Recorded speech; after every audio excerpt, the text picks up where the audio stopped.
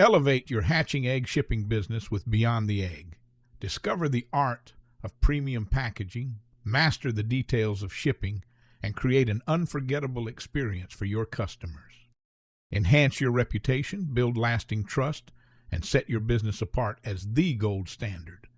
Visit BeyondTheEgg.com to begin your journey to excellence. Hello, and welcome to another exciting edition of the Poultry Nerds Podcast. Today, we have, for the third time, Aaron Guidroz from Guidroz Family Farm down in L.A. How are you? I'm doing well. It's nice, beautiful August weather we're having here in November. It was 80 degrees here today. Yeah. And you're further south than I am. Is your humidity like really high? I don't have to worry about dehydration with the humidity because it's so high you could just drink the air. You butchered that Cajun name, didn't you? Oh, he did great. He did great? It's not Guidroz? It's whatever you want it to be. I've heard it many different ways. Some ways I would like to just change it. With a name like that, whether people say Guidroz, Guidroz, however they say it, it's the fact that they remember it. What it is, but I think the name of the game in business is having a name that people remember. Yeah, they remember it. It's not pronounced correctly most of the time, but they remember it. So I guess that is. If they remembered enough to find your website, which is GuidrozFamilyFarm.com, then hey, that's what matters. I'm gonna have to change my name. Have you ever been in a Walmart and yelled Jennifer? There's 400 people that'll turn around. Where? What's Jennifer's? I need to try that. Fun fact, I am the most bud dialed name in everybody's contact list. Because you're at the top. I'm at the top. Right. Mm-hmm. Not the funnest thing. It gets things going. Yeah, so absolutely. Aaron, you're down there, Louisiana. It's hot. So tell us what you've got cooking on the farm this time of year. I've been seeing some Facebook posts, some stuff cooking. Oh, yeah. Of course, I don't really kiss and tell too much. So I do have some top secret projects I have going on, play around with. We specialize in Coturnix quail. Have since moved on from the bob whites and their variations. Finally. Have them at all anymore? None at all. Wow. Had to make room for Coturnix. We just did a big barn expansion for my newest release, which is going to be my largest one, and it is Progressive Pod. I'm sure everyone's seen or heard of Progressive Pod before, but never actually had a bird. It's a pod bird. So tell us what makes it special. What makes it special for me as a breeder with it is there are no two birds. So every time you hatch out a bird, it'll white in a different place. Over generations, you will see some birds that look similar, never identical. So some of them look like cookies and cream, I'd say. Or like for the chicken listeners, like a millefleur, but just white in the base pattern.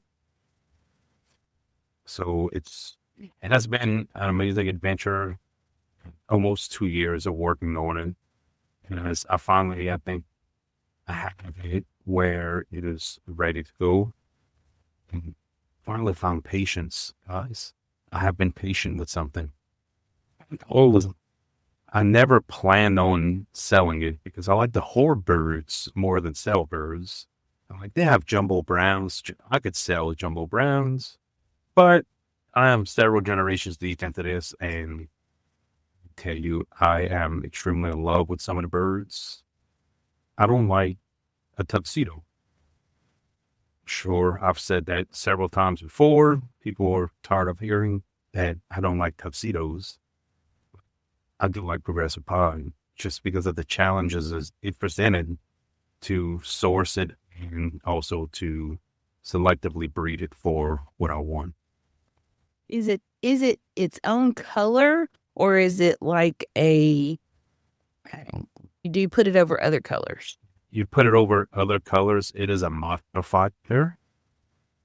Okay. It is also suspected to be on the same locus as like your dotted white and all of that stuff. It is on the S locus for all you genetics nerds out there.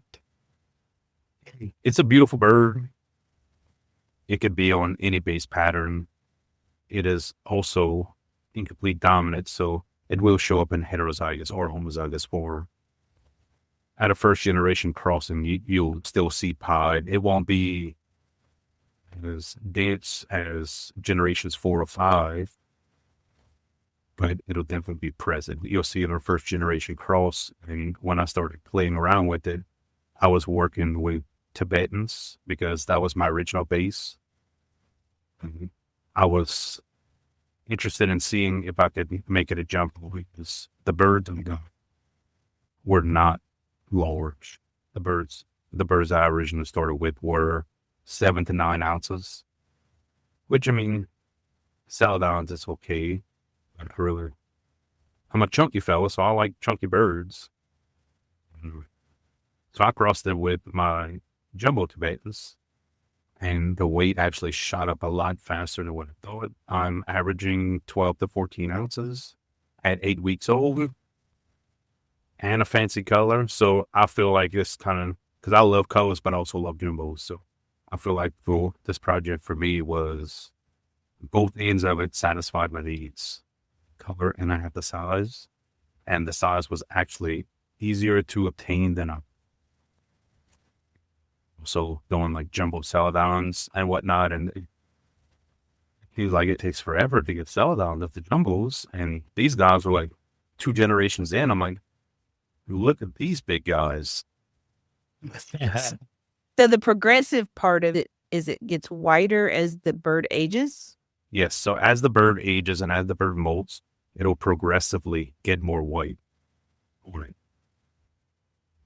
It'll start off as just like a few white feathers when they're in like the brooder, once they start coming in with their feathers, and then as they molt, usually when they're coming out the brooder, they look pretty magnificent at that point because they got a lot of pied on them.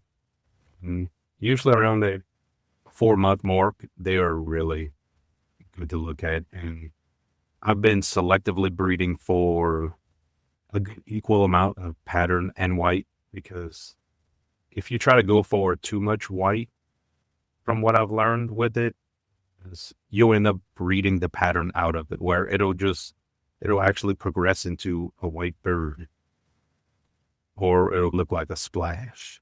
I guess if you want splash, just get splash, or if you want whites, just get whites. So like what I've been breeding on is keep more pattern with the white. So I try to stay around 50. And it has been working well.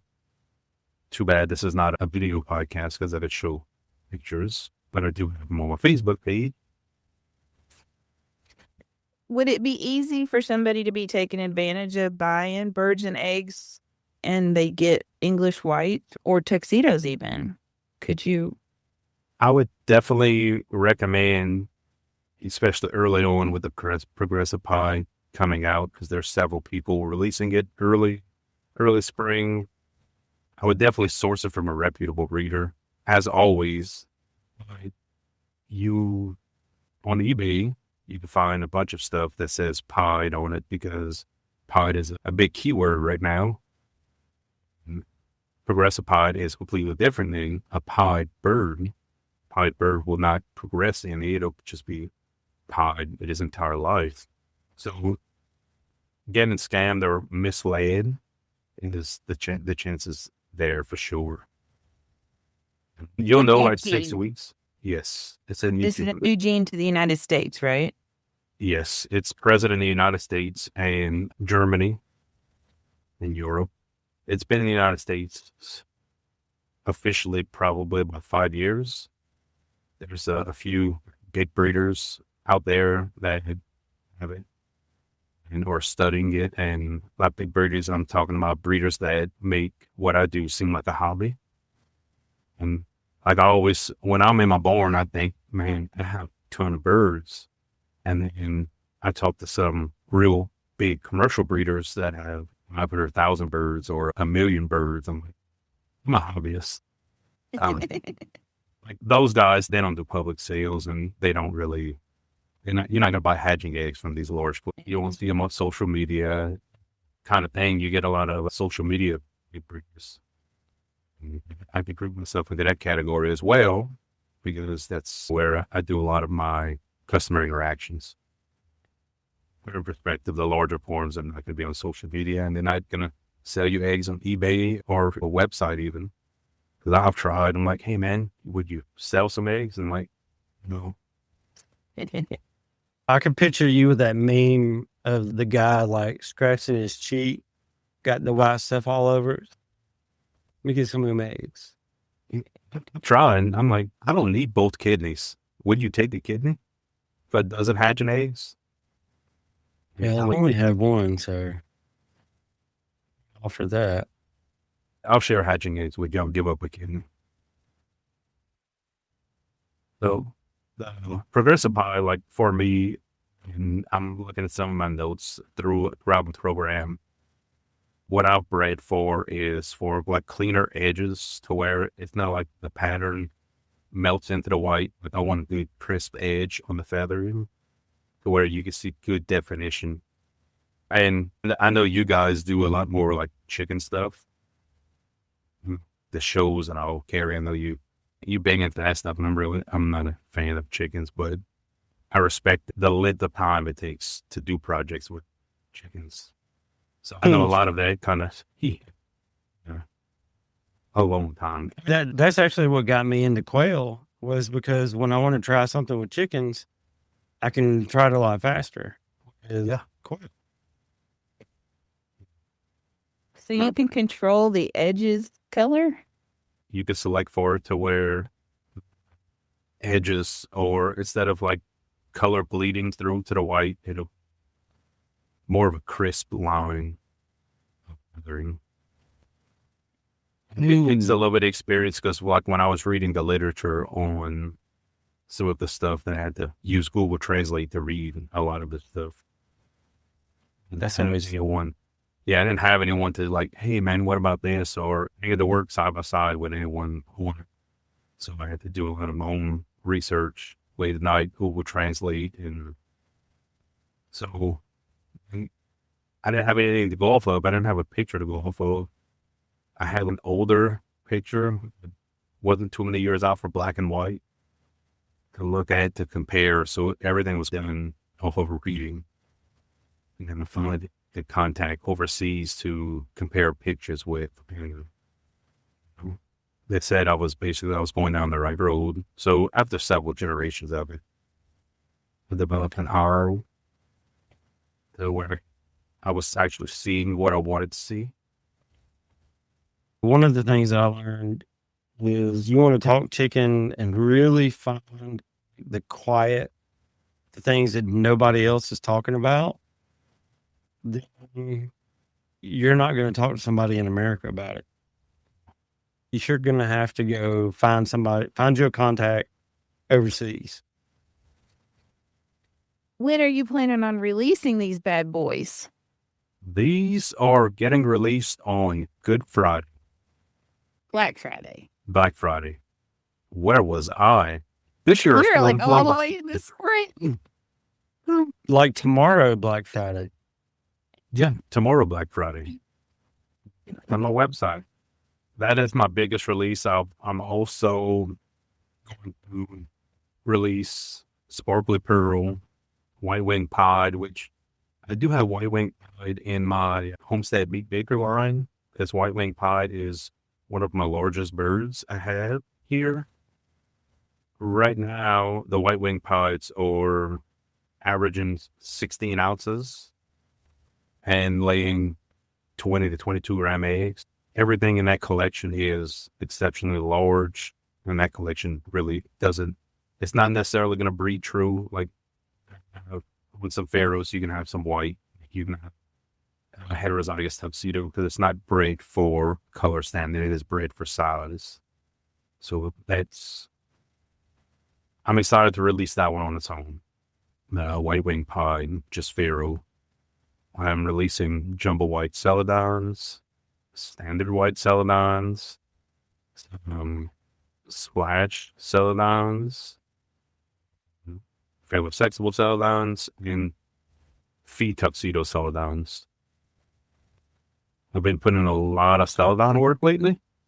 Sounds like it. Apparently. Oh man, it has been a project. I think Christina probably missed with the brooding. With the Celadons, I gotta say, you can't really use LED lights. Like, you can't fully see the richness of the blue under a LED light. You gotta have a regular, like, real light or outside. Outside lighting is the best. I do have LED lighting in the porn. If you really want to see it good, Celadon color, you have to go out in sunlight. I do LED lighting because I'm tired of changing bulbs. What color is your feather sexable Celadon? It'll be Pharaohs and Italians. Nice. I'm not ready for the Egyptians just yet. Close, but not just yet. You don't like Egyptians, right? I've grown to like. They've grown up. What I'm curious is, if you take a progressive pied bird and you put it over, say, a range, you could potentially get a crimson and white offspring. Roll Tide. We'll be right back. Looking to rock some seriously comfy gear? If you love chickens and you're all about that fun style, then Chicken Box has got the perfect t-shirts for you. From quirky designs to classic looks, their shirts are as comfy as us chicken tenders deserve. They even have a subscription service so your coop doesn't get bored. Head over to PoultryNerdsPodcast.com and click on Chicken Box to get your comfy shirts and support the podcast.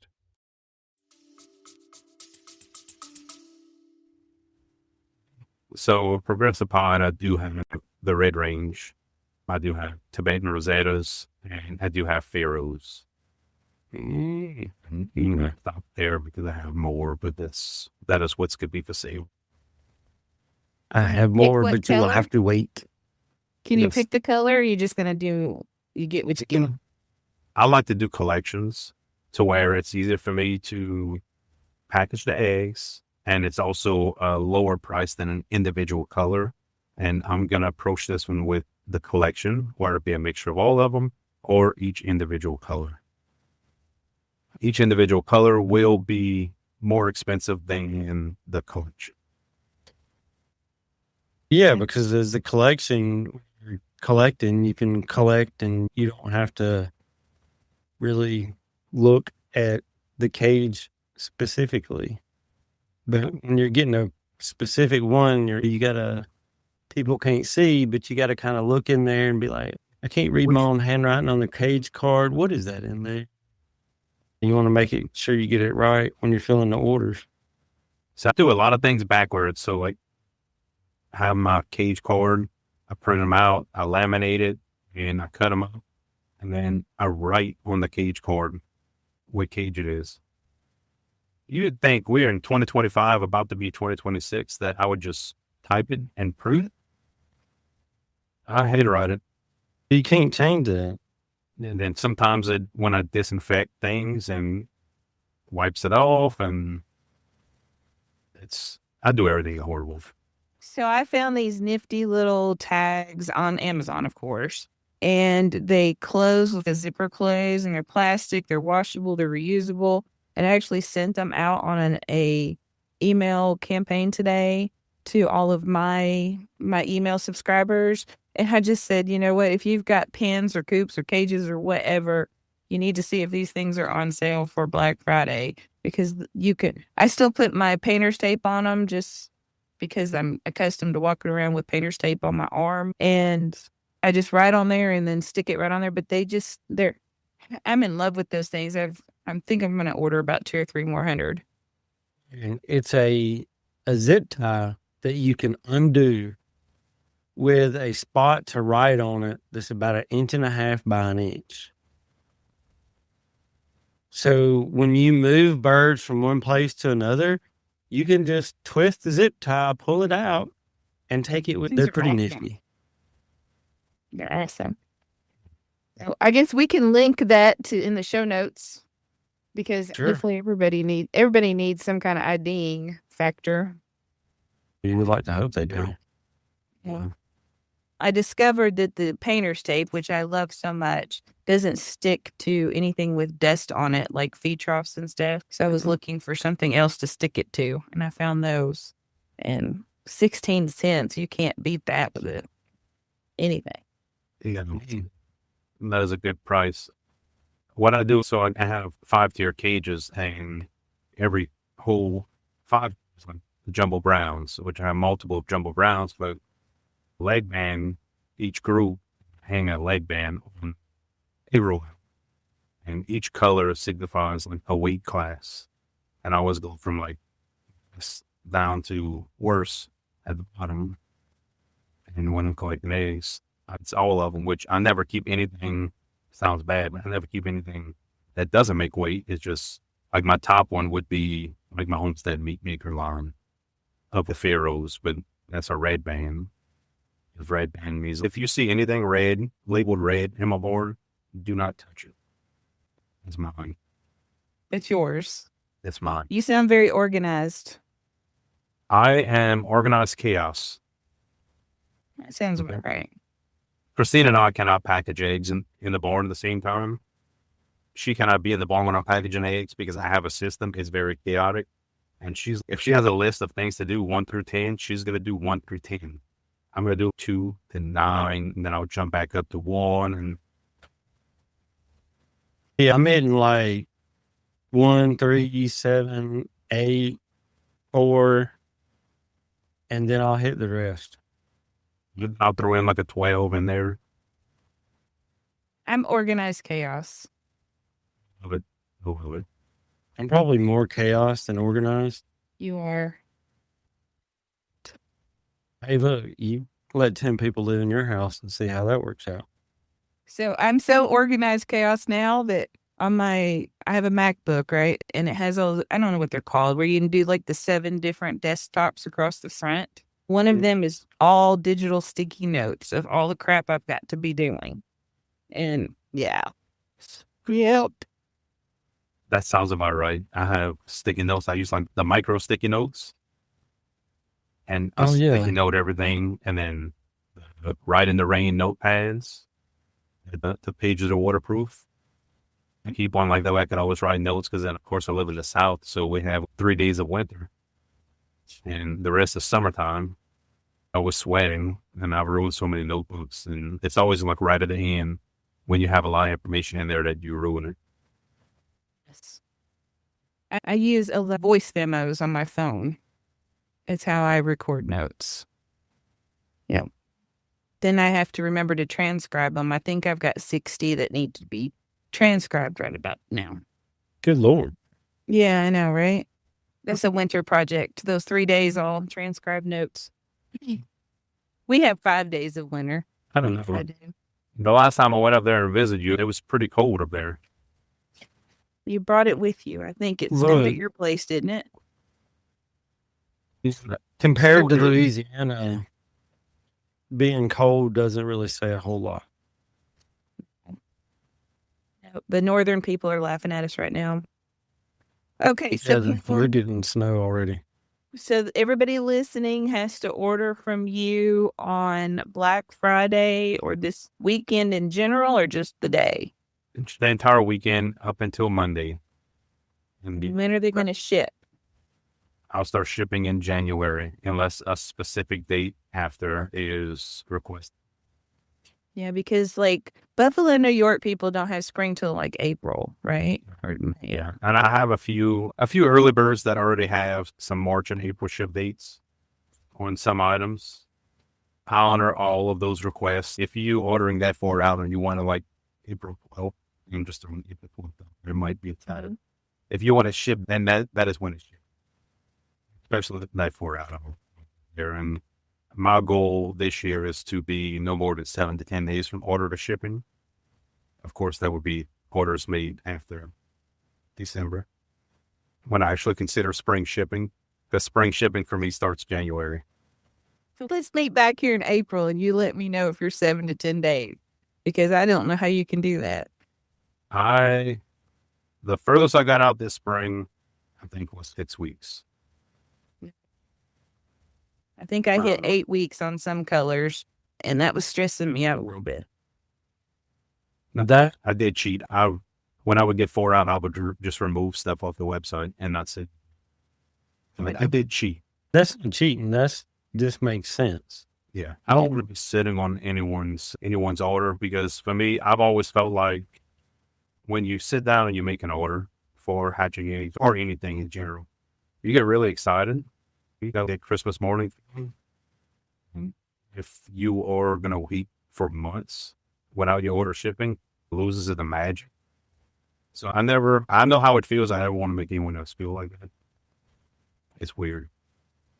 To me, I'm still a quail hobbyist, even though it's a larger scale quail hobbyist.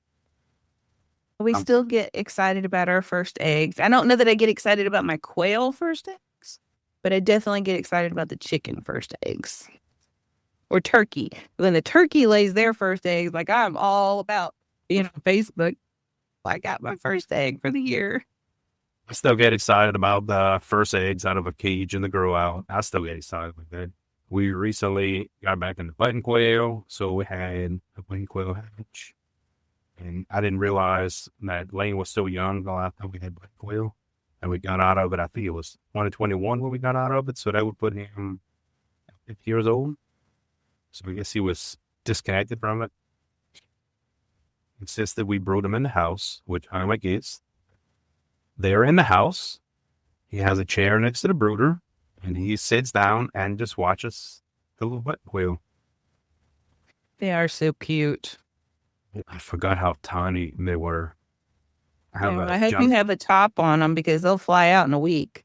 Yeah, they're smaller, but they're a lot like fowl whites that they just start flying so quick. And Coturnix, especially jumbo Coturnix, that I left the brooder door open on one of my levels in my tower brooder. No birds came out of it. They were just looking at me. I'm like, okay, guys, I'll close the door. Mine fall out on the floor, and then they look at me like, now what do we do? Well, I put some in my brooder 2 days ago. And I'm taking them out of the basket into the brooder, and like they wanted to jump back in the basket, and they'd fall on the floor, and they'd just lay there, and they'd start kicking around and looking at me like, "Are you going to get me?" Like, you're an idiot. Why did you do that? So I learned something valuable from Jennifer. Because you remember one time we had this whole conversation, all three of us, about heat lamps. And I was like, team heat lamp, like, it's the most ridiculous thing ever. I don't use any heat lamps anymore. The brooder plates are the way to go. It is. And I'm an old school chicken person from the South, and we are very stubborn, hard to change. I got my first one, and I was like, this is ridiculous. You can't see the heat. The birds won't know what to do. Like, everything. I was just negative Nelly. After the first batch of birds, they weren't addicted to the heat, and this is great. What have I been doing? Next, another batch, I lost a ton of birds. Like, they were cold. What is going on here? It was about that time that I seen a post from Jennifer about raising the totes up off the ground. Oh, yeah. So we have them off the ground, and I don't think I'll ever go back to that heat lamp. There's no reason to. I think, really, honestly, that lifting them off the floor solves 90% of brooding problems. If I'm scanning through Facebook and people are like, I've got the heat on point, I've got this on point, I got that on point, And if you say, send me a picture, like a broad picture of your brooder setup, 90% of them will be on a cold floor. And it just seeps up through the bottom of the box or the tote or whatever it is, and they get chilled from the bottom. And with quail, it don't matter how many shavings or stall pellets. You can have 3 inches thick of crap, and they still get cold. They want to die. And I do everything the hard way. So I use tower brooders. But the first 5 to 7 days, they're in totes. So out the incubator, 5 to 7 days in totes with heat plates, then tower brooders. So we're constantly moving. And I'm pretty sure at some point, Christina will end up sticking me in a tower brooder and locking the door. Because I think it's like every 2 days that we were moving stuff around, she is moving stuff around. But it works. Like, I'm like less than 1% of death rate in brooders. We do the same thing. I set eggs on Fridays. They hatch on Tuesdays. I move them on Wednesdays. The week-old chicks go out from the tubs to the wire bottom floor cages at 6 days, so I can clean the brooders again and restart again for Wednesday. You have to have a system when we're at the scale that we are, or it domino effects. I know that you can hear that I'm still congested. You don't get a day off. It's a machine that keeps moving, like in 3-week increments. Yeah, it cracks me up every time somebody wants to get into any kind of farming. They're like, oh, yeah, that's great. You realize if you take a day off, your animals don't eat. There goes those Bahama strips. And look, I'm going to tell you this. It is hard to find good help. I've tried. It's a whole nother ball game. Yeah. I also saw Christina has coachings. Is she putting them on the website? She has decided to list them, some bar coachings. They are the large file ones. We've been having them for a couple years, and she finally decides that she wants to put them on. Then I listed her silkies a couple weeks back. So we have chicken eggs available on the website now.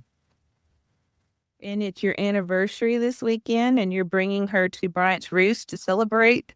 I think that is the plan. Yeah, we're gonna celebrate at Bryant's Roost. That's awesome. That's the anniversary destination now. Yeah, she knows that if I'm like, hey, let's plan this trip, chances are we're gonna get into a little bit of trouble. There's something's gonna involve a bird somewhere. Wow. That I gotta stock up on shipping phone. Yep. And I don't like to pay shipping. You don't. You keep that way. I use enough shipping hatching eggs that I don't want to pay anybody else for shipping. And right now is the worst time of the year to get shipping prices or help. Yes, sir. All right. Tell everybody again what your website is and how to find your sale prices. It's Guidroz Family Farm. There will be no coupon code needed. Everything's just automatically at midnight. Thanksgiving night is going to flip over to 30% off. Good deal. Okay, and then you're on Facebook, you're on YouTube, you're on all the stuff. All the stuff. And next Sunday after Thanksgiving is my 1-year YouTube live anniversary. I've been doing live streams for 1 year on YouTube. I'll probably do a bunch of giveaways then. And when I get bored on YouTube live streams, I just start giving away hatching eggs. That's a great business model. I have found that I feel I get a lot more pleasure giving things away than I do selling. I get feedback from customers that purchase, and I'm like, oh, cool. Congratulations on your hatch. And then someone that I gave free hatching eggs sends me pictures, and hey, I had this great hatch, and I get all giddy. Because it's special to them. Bryant's Roost is having a big Black Friday sale too. That's ongoing through Cyber Monday. And I do have some fantastic deals on egg foam. If you want to find that there, if you want to start shipping in the spring. Yeah. Carey, you got any sales going on? So ShowPro is going to have their breeder supplement on sale. It's going to be probably the biggest sale it's ever been on. And it will be starting whenever I create it. A matter in the morning till Monday night at midnight. No coupon code needed. You'll just go to a particular website and buy it. Thank you, Aaron, for coming back again. Look forward to seeing you again. Yeah, thanks for having me. All right. See you guys next. Thank you for joining us this week. Before you go, be sure to subscribe to our podcast so you can receive new episodes right when they are released. And they're released every week. Feel free to email us at poultrynerds@gmail.com to share your thoughts about the show. Until next time, Poultry Pals, keep clucking, keep learning, and keep it exciting. This is Carey signing off from Poultry Nerds. Feathers up, everyone.